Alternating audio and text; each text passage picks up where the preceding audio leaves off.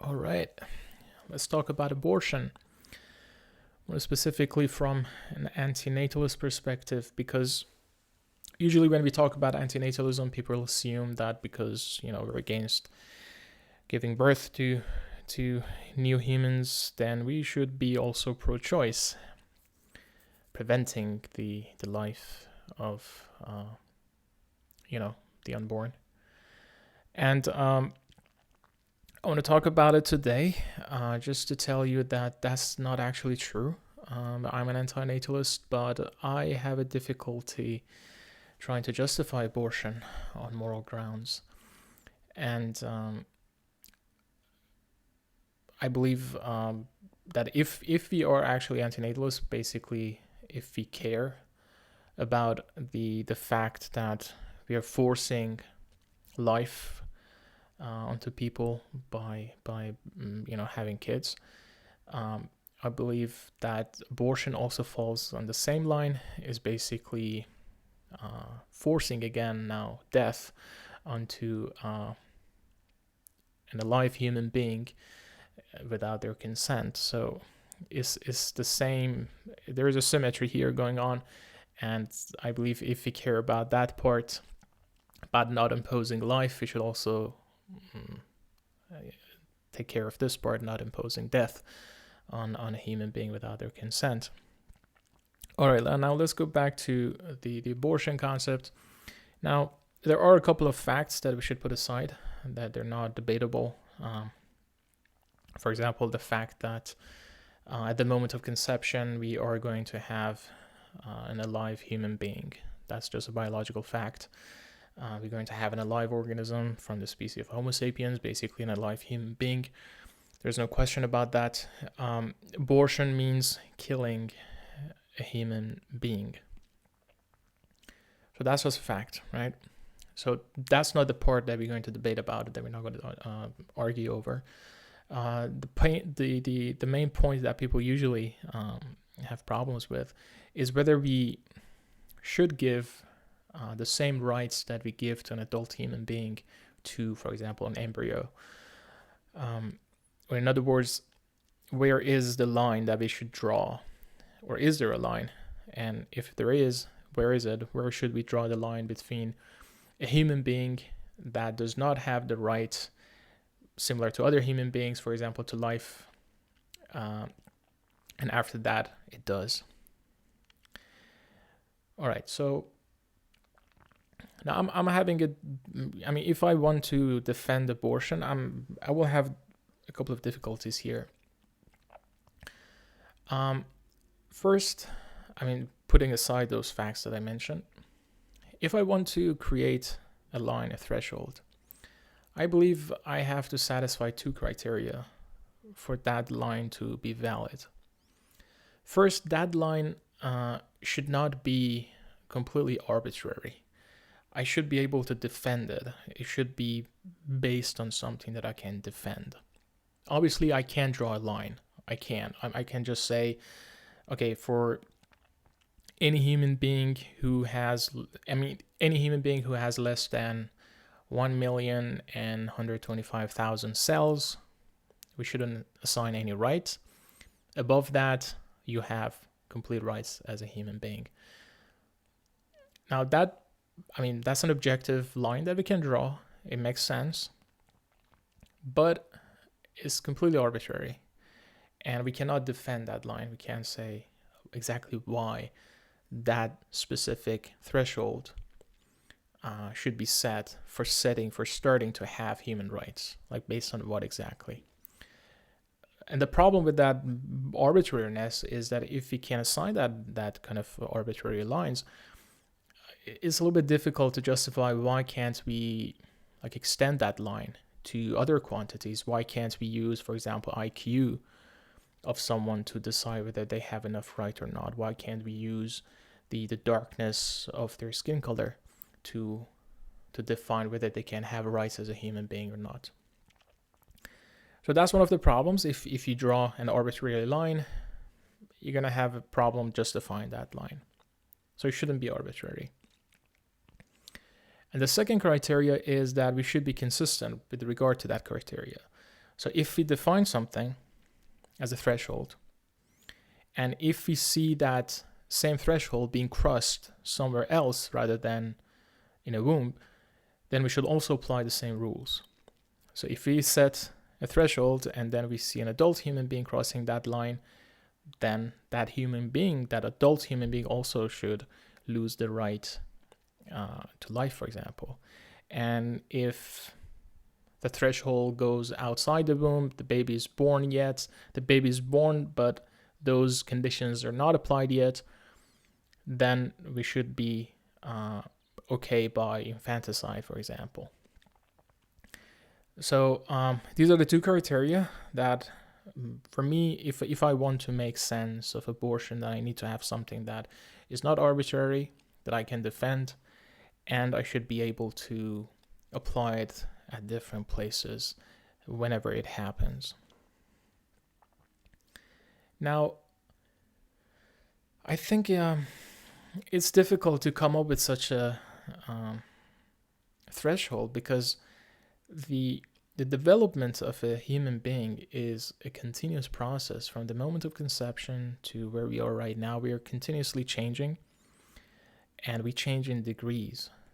And to come up with some kind of hard line that we can define as the start of gaining human rights is a little bit difficult. And we should also be careful that if we basically engineer our rules only with the goal of abortion in our mind, that's not really a good way of doing philosophy.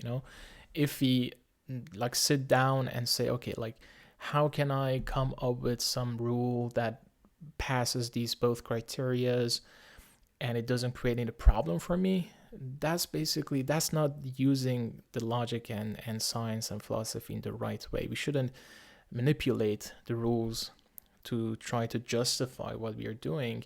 Instead, we should follow the logic and rules and see where it leads us, And it seems that we do not have such criteria. People come up with different things. Some of them are completely arbitrary, Someone might say, pumping of the blood. Okay, why? That happens, I guess, in the week 3 or 4, maybe even earlier. I don't know. But why is that? That seems a little bit arbitrary. If someone says something like consciousness, just being aware, okay, that's better. That's at least a little bit less arbitrary. But the problem is that the threshold is crossed even in daily life, when we go to sleep, when someone goes into a coma. Obviously, we don't have the right to kill them when they're asleep. So what other criteria can we use? And again, we should be careful. Again, we shouldn't be constructing rules in order to get to abortion, because that would be just manipulating the rules. We should try to think if it really is the result of our logic, if it really is the result of our moral system that we have. And how much I think about this, I can't really make sense of it. Human life begins at conception. It's a continuous process. If you're assigning rights to human beings, to adult human beings, I don't see why can't we do the same for an embryo. We do the same thing for a 1-year-old, for a 6-year-old, for a 6 months old, for a newborn baby. At least for me, the moment that the baby is out of the body, we can't really kill it. If it's an alive human being, then we can't. Even if it has a low IQ, if it has a low consciousness up to a certain point, if it's not aware yet, we can't really kill it. So being an embryo, if we are at 2 weeks, if you're at 1 week, even if you're at like 2-3 days, it's the same human being that we're talking about at a different stage of development. So I don't know why this issue should even come up, because again, we're talking about the same human being. Like, why is it that we start to draw a line? Like, I can understand death. Like, if someone's biologically dead, if we consider someone dead, I can understand that creates like a sharp distinction. We say, okay, like, yeah, okay, that guy's dead, so it doesn't have those rights that a living human being has. But even in that case, the body of that person still has some rights, you know? Like, we can't just chop that body off, like, or you know, burn it or do something weird, do weird things with that body, you know? We can't, even though it's dead, but it's still, there are some rights regarding the body too. But it seems that in case of abortion, we're not dealing with a dead person, we're actually dealing with an alive human being. And we're killing it, we're actually killing it in kind of weird ways. Like, we chop them, we crush their skull, we poison them. And it doesn't make any sense, you know? Like, if we are to be consistent, and it seems that we're not, we are killing innocent human beings, which should be a bad thing, but it seems that we are okay with it. So yeah, I guess that's just my problem, because and if you look even into development stages of an embryo, it's pretty rapid. So I don't know how some people can justify aborting even up to the moment of birth. Like, that doesn't make any sense. So yeah, I mean, for me, the only rational point to assign human rights, if we are to assign human rights, which I believe we should, like, humans should have rights, we should have rights. And if we want to assign such a right, then it should be at the moment that our life begins, and that's the moment of conception.